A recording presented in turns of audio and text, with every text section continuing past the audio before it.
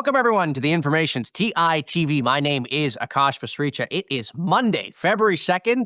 We have got a big week of tech earnings ahead, but we are kicking off today with our Amazon reporter who took a closer look at how Amazon is reshaping its leadership as the company looks to speed its development of new AI software. We'll then bring on our Elon Musk reporter to debrief a busy weekend of SpaceX news as it seeks the FCC's approval for 1 million satellites.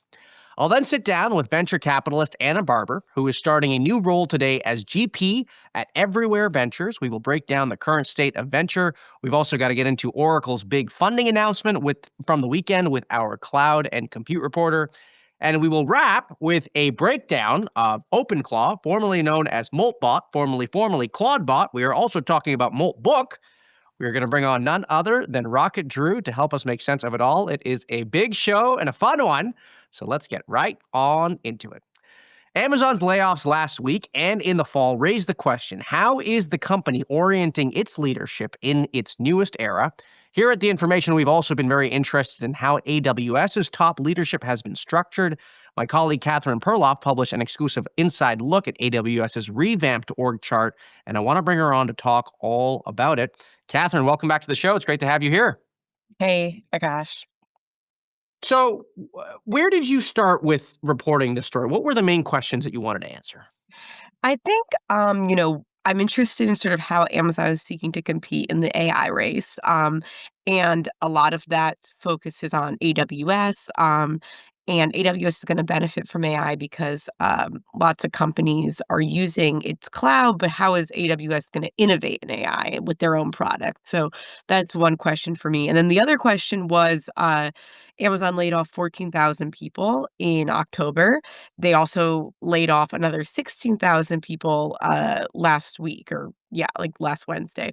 And so knowing that those layoffs are kind of in the midst, I wanted to see there was a big reorganization that happened last March, and how did that affect the organization as they're trying to, kind of almost work, in my mind, sometimes like two goals that can be at odds, like getting rid of people, getting rid of middle managers, making things more efficient, but then also operating like a startup and trying to develop new products really quickly, which sometimes leads to a bit of waste and chaos and that kind of thing. And so what did you ultimately find? How are they rearranging things to pursue these ambitions? Yeah, so basically what happened was in March, they so there's this executive, Swami, um, I might butcher his last name, so I feel like I'm just gonna call him Swami because that's what everyone internally calls him. He, uh, had a purview over a lot of AI products, and they just kind of focused him just on agentic products. So, some things, including some products that came out this after the reorganization, like QuickSuite, which is an enterprise search tool, a coding assistant Kiro that they're putting out, and they kind of gave ownership of some of these older AI products that Amazon has made, including SageMaker, which is sort of their like OG AI product. It helps companies build. Um, like machine learning models, and that was put out in 2017, and Bedrock, which is how companies access the LLMs into sort of different leaders. And I think that, the pro is that sort of been able to like let Swami sort of focus on maybe like where the money and innovation is happening, which is agents. AWS CEO Matt Garman said he sees agents as like a multi-billion-dollar opportunity for AWS, but it has led to a little bit of duplication, a little bit of hiccups along the way. So this executive, Swami Shiva Subramaniam, he is really in charge of where the company seems to be, where AWS is seeming to want to go, right? With coding and agents. I mean, it's very Yeah. much the forward-looking products. Right, right, yes, and that's sort of, and he used to sort of have more of these sort of, I don't know if you'd call them legacy, but just older products in his purview. Yeah. Right. And what were the other notable changes that you found in terms of which leaders are moving around? So I mean, yeah, so then like the other products went to kind of got split between Dave Brown and Mylan Thomason Bukovac, who who previously reported to Peter DeSantis. And now they both report directly to Matt Garman. And Peter DeSantis who was a really, I think one of the sort of top AWS execs, got moved out of AWS in December to sort of take over ownership of this separate organization that is leading Amazon's homegrown foundation model research. So now he's gone, and he was kind of a key executive shepherding this.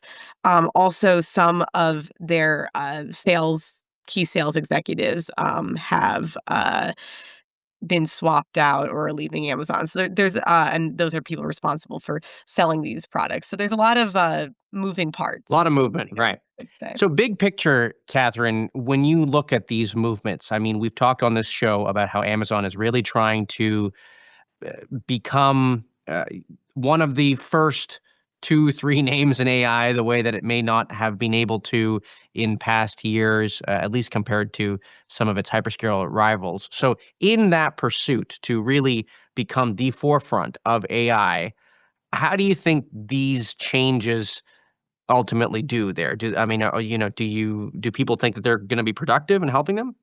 Yeah, it's interesting. I think that I think that they're sort of working things out. Like, for example, they had within that older product Bedrock, they had this search tool knowledge bases, and it was kind of technically identical in a lot of ways, even though it served a different customer than this new product they're building, Quick Suite. So they had to sort of unify the tech stacks, and there was some competition between the units. And they also so I think it's sort of like, how do we kind of take what we have and make it the most efficient for customers? And I think they're working that out. And I think that reorganizing can help them with that goal. I think that maybe the risk that could come is, like, do you forget about the older AI products that, people are really using and are, serve, a really important function for people? For example, there have been sort of long-standing work before, ChatGPT mania to sort of unite SageMaker with some of their data products, and that work kinda got reshuffled in this reorg. And one bit actually didn't make it into the article, but I talked to a customer who was like, "We use SageMaker more than Bedrock because LLMs are really expensive. Machine learning models are cheaper." So, the often older products, maybe have more customer adoption, more name recognition. We know that companies are still trying to get value out of LLMs, and that hasn't fully worked out yet. So I think, it's sort of like that balance of, like, we wanna push the new, but not at the expense of the old. Hmm. Great. Well, Catherine, I want to thank you for coming on. That is Catherine Perloff, our Amazon reporter here at The Information. Okay. SpaceX over the weekend sought approval from the Federal Communications Commission to launch 1 million satellites into space for a giant orbital data center. We have covered Elon Musk's outer space data center ambitions a bit on this show, but I want to bring on Theo Wayt, our reporter covering the Musk empire, to break down these latest developments for us. Theo, welcome back to the show. It's great to have you here. Hello, good to be back. Another busy weekend in the Musk empire. What happened with the 1 million satellites that SpaceX wants to launch into outer space? So for those of us that were refreshing the FCC registry on Friday night, there was a filing that's from SpaceX that requested approval to launch 1 million satellites that would form a gigantic orbital data center that would be more powerful than all data centers combined that currently exist, probably. Um, to put that in perspective, the 1 million number, only 25,000 satellites have been launched since the 1950s. So in all of history that we've been launching satellites. Um, so it's just a totally unprecedented number and scale, and very light on details as well. And do you think that they ultimately will get approval for these 1 million satellites? Yeah, that's kind of impossible. I was asking a smart lawyer that knows space about this, who was just like, "I have no idea because nobody's ever asked for this kind of thing before." And it's a bit hard to say, but in the past, like, the way that Elon's companies have approached problems is like, there are two bottlenecks, and one of them is the technology and the actual product, and one of them is the regulators. And they would much rather have the tech be the bottleneck than the regulator. So you can think about it as, trying to get ahead on data centers in space. If they really think they're going to be huge, they'd rather get permission and then figure out how to actually do it later. Um, the other factor here that's impossible to ignore is that there's a lot of IPO hyping going on right now, and SpaceX is a rocket launch and satellite internet company, and they want to convince investors that they're an AI company, or they're going to become an AI company, and one way to do that is to file this kind of thing and signal that you're serious. And just to confirm here what we know and what we don't know, we know it's 1 million satellites. We know that it's this application. We don't know what types of satellites these are going to be, or even what the timeline would be for launching these satellites, right? I mean, that's still very much in the air. Yeah, it was very light on details. I mean, we don't know the size of the satellites. We don't know when they Yeah. want to launch them. In general, what Elon has said is that there's a Starlink satellite called the V3 that they haven't started launching at scale yet, but that they will launch sometime soon, that they could retrofit and have be an initial version of a data center in space. And so we could see the first satellites that SpaceX calls data centers in space, in the next year or two potentially, but definitely not 1 million of them. Well, and as you talked about earlier, the two bottlenecks, one being technology and the other one being getting permission really from the government to basically build this business out the way that they want to. I mean, it does strike me that it's very much out of their hands in some ways. If the government says you can't do this, I mean, it very much does stifle the ambitions of the company, and it really just highlights just how much this sector is dependent on regulators and what you can do right now. Yeah, and the regulators are a bottleneck in so many ways for SpaceX. I mean, if you think about like the amount of disruption that rocket launches cause to air traffic, for example, like that really is a pretty unresolved issue because SpaceX wants to be launching, you know, many starships today in the future, and they haven't really figured out how to do that without being a huge pain for a lot of other people. And so, and that's just one example. I mean, there are going to be a ton of regulatory bottlenecks to these things, and it makes sense that they would try to get out ahead. Now, in the background here, we do have all of the reports that have been coming out over the last few days about the possibility of a SpaceX XAI merger. Maybe Tesla is in the mix as well. I think SpaceX and XAI sort of seem to be what the latest reporting says is getting closer. My question for you, Theo, is not so much on the latest here, because I think, as we know with these types of deals, I mean, things will change quickly, and it's all just based on reporting right now. But what do you think Musk's end goal is here with this consolidation? Is this really trying to give SpaceX just a better AI narrative for the IPO? What do you think? I mean, I think that would be the bullish read on it, or the pro Elon read would be that these companies are so great that everyone wants them to be combined because they're so amazing. But I mean, the other thing is like SpaceX is a real business. XAI is not really a real business yet and is burning a ton of money. And in the background, it's hard not to think that it would benefit XAI to have access to a ton of money that SpaceX is going to raise in this IPO, and that's like doubly true if they're not doing so hot. Well, and the other thing that I am thinking about, though, is that we also have in the background the race, to the extent that there is one, between Anthropic and OpenAI to go public. And of all the big AI labs, I mean, not all of them. There's obviously the public companies like Meta that are already public, but I mean, maybe there's a little bit of antsiness in saying, "Hey, we need XAI to go public in some way, shape, or form. Let's tack it on to SpaceX." Maybe that's a race he cares about. I don't know. Potentially, yeah, yeah. I mean, clearly everything that OpenAI does, he watches very closely and wants to beat them. So I think that's conceivable. Yeah. Right.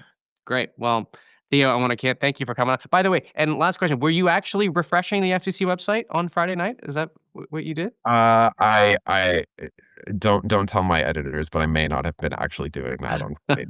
Okay. All right. Well, thanks for coming on, Theo. We appreciate it. That is Theo Wayt, our Elon Musk reporter here at The Information. Okay. Everywhere Ventures is getting a new general partner. Anna Barber is joining the firm from M13, where she will continue to stay on as a board partner. Anna has invested in startups in customer support tools, retail technology, and also companies focused on scaling childcare. I want to bring her on to talk more about her new role. Anna, welcome back to the show. It's great to have you here. Great to be here, Akash. Thanks for having me. The announcement just launched, so it's an exciting day to be talking to you. Well, congrats on the new role. We are very excited to talk to you about it. Tell us a little bit about what Everywhere Ventures is focused on and also what you're going to be focused on at the firm. Everywhere Ventures is a global pre-seed firm. So for the past 8 years, partners Jenny and Scott have been investing really in the earliest stages, so first rounds across a bunch of categories, enterprise, fintech, healthcare, really focused on things like infrastructure and security and highly technical companies, which is a great alignment also with what I've been doing at M13. And so at the new firm, where are you really going to be planting your roots? What are you going to be focused on? Well, we think there's an interesting opportunity with such a huge pre-seed portfolio, global brand, to do more. So uh, Scott and Jenny haven't been able traditionally to double down on their winners and wanted to bring in a partner with lead investing experience. So I've been leading deals for the past 5 years at M13. Companies, as you mentioned, like Max Retail, Maven, AGI, Avantos, Replenish, and others. And so bringing in someone who had that experience of leading deals to complement their kind of broad-based pre-seed investing is the key to growing the firm to the next stage. I want to talk to you about the overall state of venture capital right now. There was some data that I was looking at over the weekend. PitchBook puts out their quarterly venture monitor report, and I mean the latest one is a couple weeks old now. But the data that I keep coming back to that is staggering to me is they pointed out that VC fundraising from LPs is the lowest that it's been since 2017. And on the other hand, if you look at where capital or how much capital is being deployed by venture capital firms, I mean, that is back up to the levels that we saw in 2021, in sort of the post-pandemic era. And so you kind of have this interesting scenario where there's not a ton of money coming in, it seems, but there's a lot of money going out. And I'm just trying to make sense of all this. I mean, what is it looking like on the ground? How does the business even stay sustainable in that way? Yeah, I think I saw that stat too. I think it's super interesting. I think what's driving this is really the largest firms at the top, what we call the mega funds, who are raising really the bulk of the venture capital. So the other trend there, overall capital raise going down, most of it is aggregating into the top firms. And they have an incredible need to deploy capital. All that capital has to go somewhere. So I think what you're seeing is actually velocity in terms of cycles of cycling capital, getting money in the door and out the door more quickly at the top, whereas the overall number of venture firms is contracting. There was another stat that was released today, which is the number of funds graduating from Fund 1 to Fund 2 is at a 5-year low. It's down to something like 10% of firms started in 2023 have raised a follow-on fund. So you're seeing contraction, but also this massive recycling of capital at the top end. So this is really the phenomenon of the idea here of kingmakers, I guess. Really like you have a few really large funds at the top. You have a few really large companies that are attracting all the capital. Where does that leave opportunity then for you? In pre, how do you stand out then in this climate? Yeah, I mean, I think people have commented that a lot of what the mega funds are doing, maybe it's no longer even venture capital. So I think what's true now for smaller emerging funds is what's always been true, which is you really need to have an edge. You need to offer something distinctive. Capital is a commodity now. That's not what founders are looking for, just someone to write a check. So a firm like Everywhere that's founded by operators and traditionally funded by operators. So the LPs in Everywhere have traditionally been operators themselves. It's really able to support companies in getting off the ground in a way that is very meaningful at the earliest stages when speed is everything in a market like today. So that's really the edge is the edge of operators and being built on a community of operators. But Can you get be? I hear this term a lot. I'm wondering if you can get a little more specific with me in terms of like things that companies really need help with right off the bat here, as in the pre-seed round. I mean, is this Like, is it engineering guidance that they need? Is it product positioning? Is it figuring out what the idea is? Like, what is the most tactical thing that you see them needing help with? Raw, unfiltered feedback from people who've actually been there. Most important thing. Number two, network connections, introductions, customers. If someone can give you a warm intro to another company, a small company, big company, place they used to work, who becomes your earliest customer, that's like oxygen for startups. And then the third thing is really networking into your next set of investors. Your first round just never goes very far. So being able to quickly circle the next round of capital, especially in a high velocity market like today, is absolutely essential. And that's a place where everywhere excels. Hmm.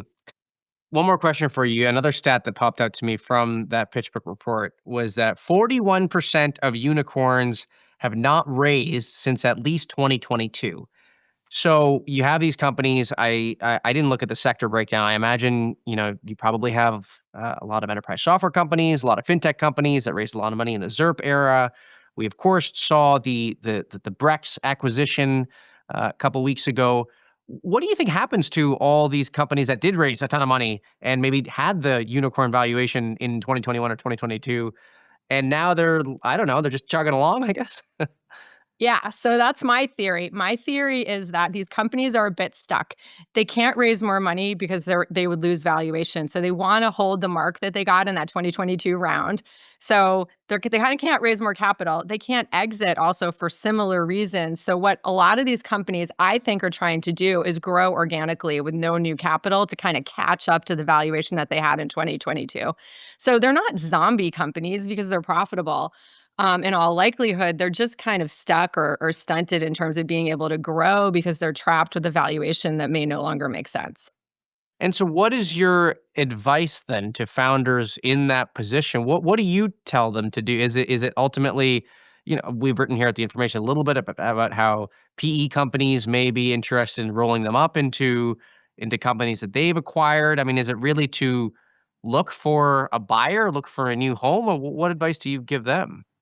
I think capital is a means to an end, not an end to itself. And so my advice would be the same no matter what stage: is build a great business and the results will follow. An interesting thing about this current market is that there are exit pathways for founders and for partial exits. While you keep building your company, there's secondary funds, they're buyers for this private stock. And, to increasingly gives founders and employees some kind of an off ramp while they continue building. But I'd say just don't focus on the exit, focus on building a great company. And that can take a decade or more, and the results will follow.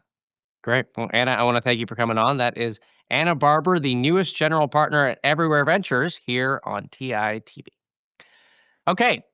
Oracle is raising up to $50 billion in 2026 through debt and equity, the company said. The company is looking to plow all of that cash into building more data centers to service its big customers like OpenAI and AMD. Joining me now to discuss the news is Anissa Gardizy, our cloud and compute reporter. Anissa, welcome back to the show. It's great to have you here. Thanks, Akash. What stood out to you about this announcement over the weekend?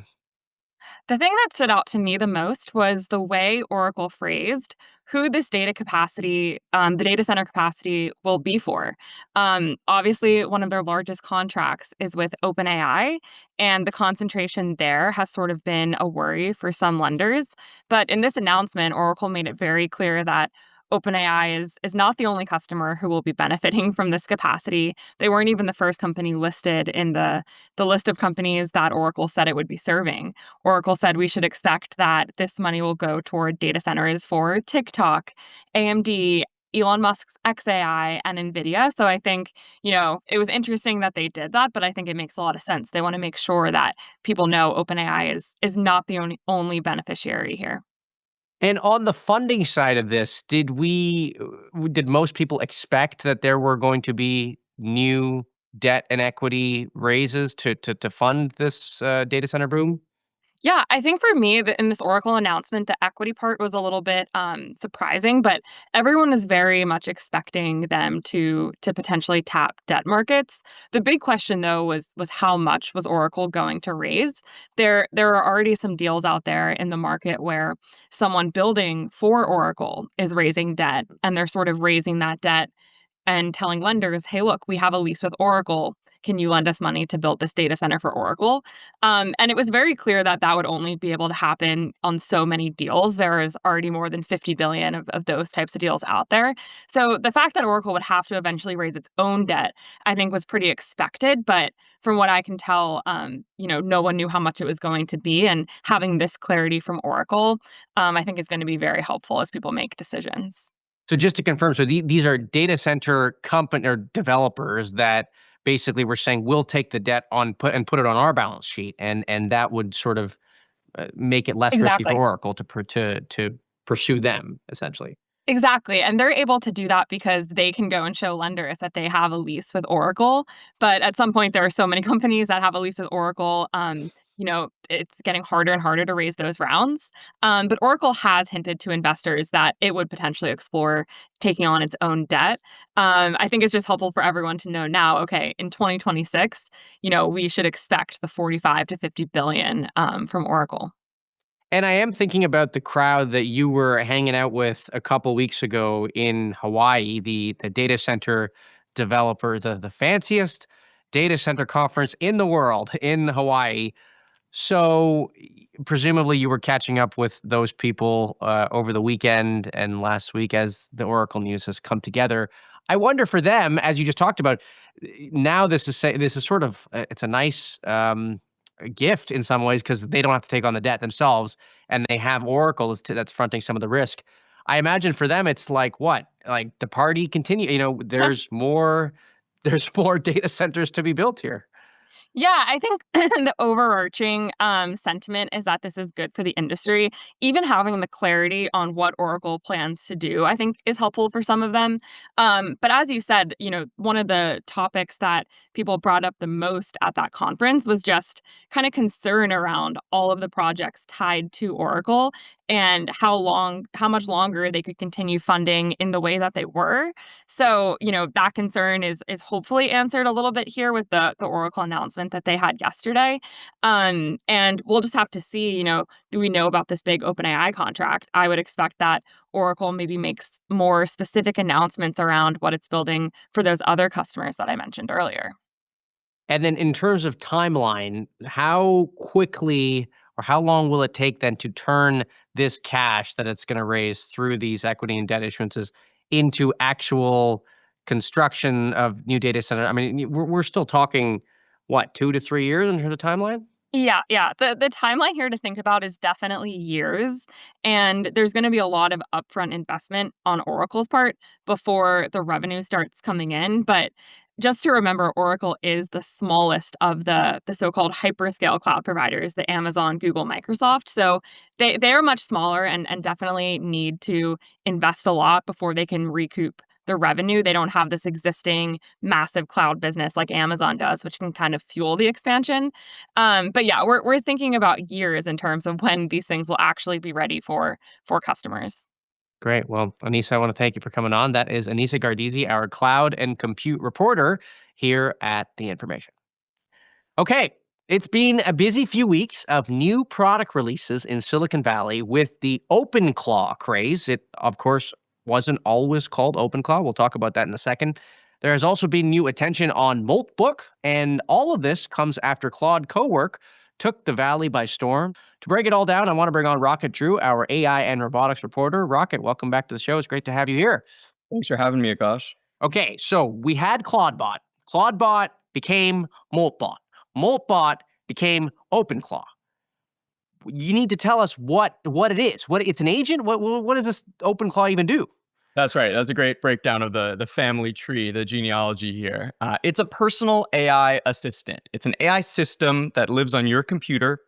It's open source, meaning developers can tinker with the code, and it lives on your computer instead of in the cloud servers of another company. And you can plug in different AI models. You can draw on OpenAI's models, Google's, Anthropic's, and it has control over your whole computer. So you can give it tasks, you can text it, you can talk to it by voice, which some people prefer. People give it all sorts of tasks: rearrange my calendar, go through my email, organize my emails, send emails. Someone I talked to recently gave it a task. They took a camera feed of their child who's in the NICU and got it to alert him whenever there's a change in his child's vitals. So people are getting very creative with this kind of technology, but it has a lot of control over your computer. And as a consequence of that, it also has a lot of access to personal and potentially very sensitive data. So people are using it as a personal assistant, sort of like Claude Cowork or Claude Code, but with more access and potentially more responsibility.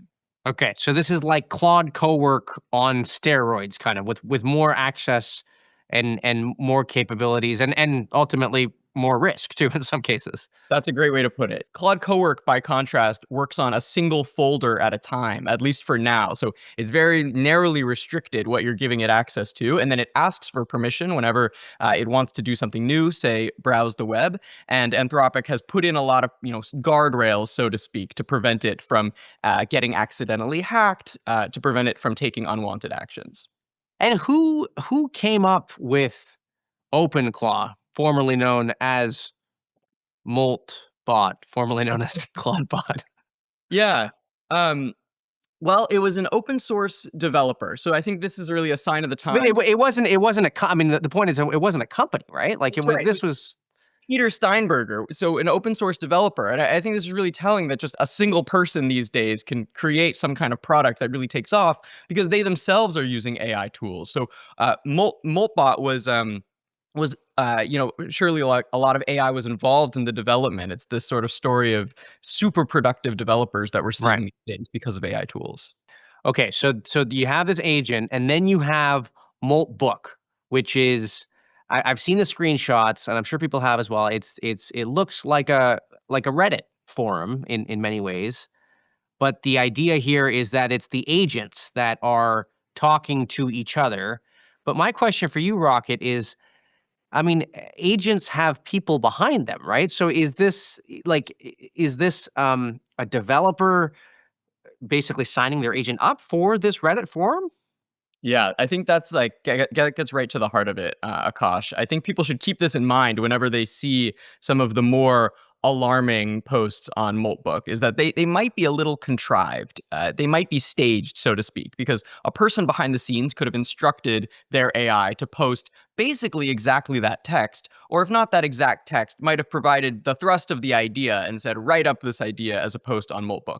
On the other hand, we're also seeing developers give their AI agents a longer leash and saying, look, if I'm asleep, go have fun. You can go post on Moltbook, have a good time, get creative, say whatever you want. And in that case, maybe your AI agent has a lot more latitude to come up with wacky and crazy things to post online. But there's Okay. a spectrum there. And this does sound a little bit scary, though, right? I mean, the idea that the robots are talking to each other. Yeah, I think I think it's natural to feel a little alarmed, especially at some of the posts that we're seeing. The AIs are creating new religions. They're proposing creating new languages so that humans supposedly can't read what they're saying. I mean, a lot of it has a very sci-fi Skynet kind of feel to it. I think a couple things to keep in mind is that one, like you said, some of the posts might have humans behind them. It's hard to say. But two, a lot of the concerning behavior we've seen so far is behavior we've already seen and call it more of a lab setting and more of a toy demonstration that the labs releasing these products have seen before putting their models out into the world. I think that should offer a little bit of reassurance that, to their credit, the labs have been doing their homework and checking, well, can my model make a weapon if I release it into the world? Can it be a really powerful hacker? And for the most part, the models are not dangerous enough for that to be a huge concern. Now, new scenarios are certainly going to come up, and there's definitely sort of room to improve that testing in terms of this multi-agent interaction, in terms of these things we're seeing for the first time, all these agents interacting on a Reddit-like forum. Surely the labs will have to respond to that sort of thing over the coming year, but we're coming from a stronger starting place, which I think should be a little bit reassuring to people. And I do think that the thing that I think is worth reminding people of is the idea that oftentimes on X, there is this echo chamber of a small group of developers and tech enthusiasts that are making a lot of noise about these tools. But I think bringing it back to the businesses that we cover at the information, I mean, just because these tools are getting a lot of attention on social media and people are posting a lot of screenshots about it and demos and stuff like that. I mean, the enterprises that we cover, the big businesses, the multi-billion-dollar corporations, I mean, this is still really far away from any company saying that, hey, we're gonna use OpenClaw at scale within our own company. I mean, this is very much like still a consumer or a prosumer type of tool, right? Absolutely, absolutely. From the perspective of a responsible enterprise, this is uncharted territory, and their chief information security officers want nothing to do with it, at least in the near term. Now on the side, they're certainly experimenting with it. Right, and right. figuring On the out how weekend, it works on the weekend, they're Exactly. definitely playing with it. on their personal time. But in the meantime, you shouldn't expect to see Salesforce rolling out OpenClaw to all of its employees or something like that. It Right. just lacks those security guarantees. It's way too unproven. And for at least now, that is the niche that alternative tools like Claude Cowork, for example, get to occupy because they're able to offer a little bit more of those security guarantees and guardrails to enterprise customers. So let's talk about Claude Cowork then. You published a column about your experience with Claude Cowork a couple days ago, and I'll let you describe what inspired you to really write the column. You tried to use it for a task. It had some good results, some interesting results. Tell us about what you found. Yeah, absolutely. So Claude Cowork it's a product from Anthropic that's intended to take all of the power of Claude Code, which is Anthropic's, much much ballyhooed, much appreciated coding agent that has sort of gone viral in recent months. And intends to take the power of that coding agent, which can create files, edit code, but package it in a way that's much more user friendly. So instead of entering commands in the terminal app, which is like the app that lets you communicate with your Mac's operating system, it's sort of scary and unfriendly. It gives a nice user interface, and you can give your natural language commands. You can say, I want you to look at my calendar and reorganize my tasks. You can say, I want you to generate a playlist for me. And it can write software, but it can also take control of your computer, create and edit files, and it can browse the web if you give it access to Google Chrome. So it's intended to be very open-ended, and people can experiment with it for lots of different tasks. And I took a stab at using it myself. And what did you use it to make?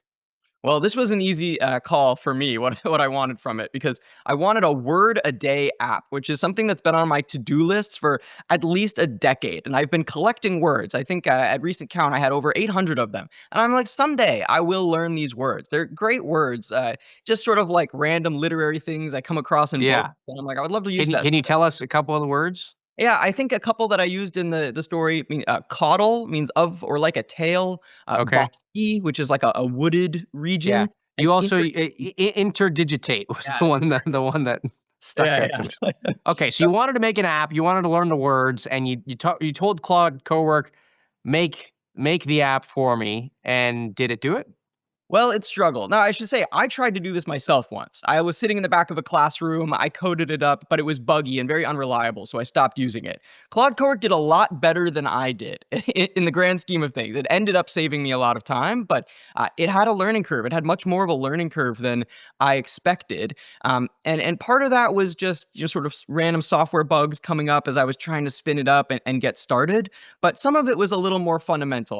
But what I mean by that is, Claude Cowork had a difficult time knowing exactly what I wanted, and a lot of the time it would guess. It would assume this must be what I want out of a product instead of asking. Now, sometimes it asks, and Anthropic calls this elicitation, as in Claude Cowork should elicit from me what it is that I want. And it does it some of the time.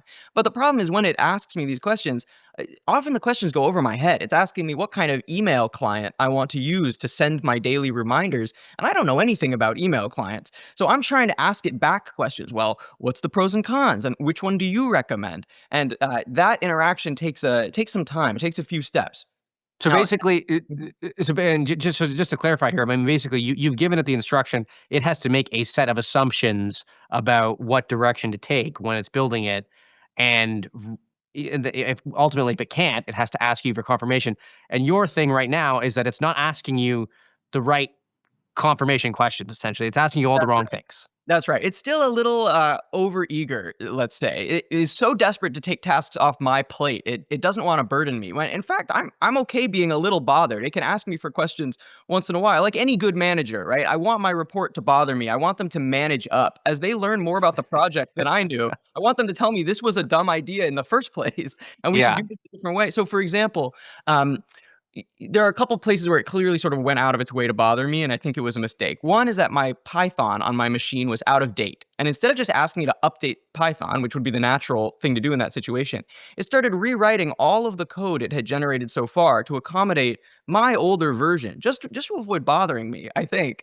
Another example that someone gave me is Claude Code. It was Claude Code they were using. It realized their email tool for sending emails wasn't loading properly. And so instead of restarting it, which is I think what you or I would try if an app wasn't working, it decided to recreate it from scratch. And the user in that case, they sent a message saying, whoa, I think you should just try restarting it. It said, brilliant idea. Of course I should try that. And that worked. The user being the user being The person who was interacting with Claude Cowork. Got it. Okay.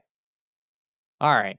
So I mean, so I guess take it together, Rocket. I mean, where did this leave? I mean, you had the tool made in the end. I mean, where did this leave you in terms of what you want to see more of? Yeah, overall, I feel like it's still a research preview, which is AI for it's rough around the edges, and you should expect that going in. I think it's worth people experimenting with it. The way Ethan Mollick, who's a professor who weighs in on AI a lot, he likes to put it, you should invite AI to the table, and I think that's really applicable here. You should figure out what sort of tasks in your life are Claude Cowork shaped. You should be on the lookout for that sort of thing, and then you should experiment with Claude Cowork. It only takes probably a few hours on a weekend to figure out what its strengths and weaknesses are and where to apply it. And it's really worth doing because it can save you a lot of time. It can take something off your to-do list that's been on there for years, like it did in my case. And potentially there are other small automations that are taking, a few weeks out of your life every week, a few hours out of your week. And you could save that time by asking Claude Cowork to do it instead. Always, supervise its results. Don't take anything for granted, but potentially could be very helpful. Great. Well, Rocket, I want to thank you for coming on. It was a really exciting column. I encourage everyone to read it. And we, of course, have to bring you back on because I'm almost positive that OpenClaw is not the final name for the tool. And I'm positive there will be. I mean, I was thinking about why it turned back to Claw. I thought it was going to be Open Molt, really. Yeah. So I don't know. Whatever. It's only Monday. It's only Monday. Let's see how it goes. Well, thanks for coming on, Rocket. That is Rocket Chu, our AI and robotics reporter here at The Information. That does it for today's show. A reminder, we are on this stream Monday through Friday at 10 a.m. Pacific, 1 p.m. Eastern. I want to thank you all for tuning in. We really do appreciate your viewership. I'm already excited for our next show tomorrow. Have a great rest of your Monday. Bye-bye for now.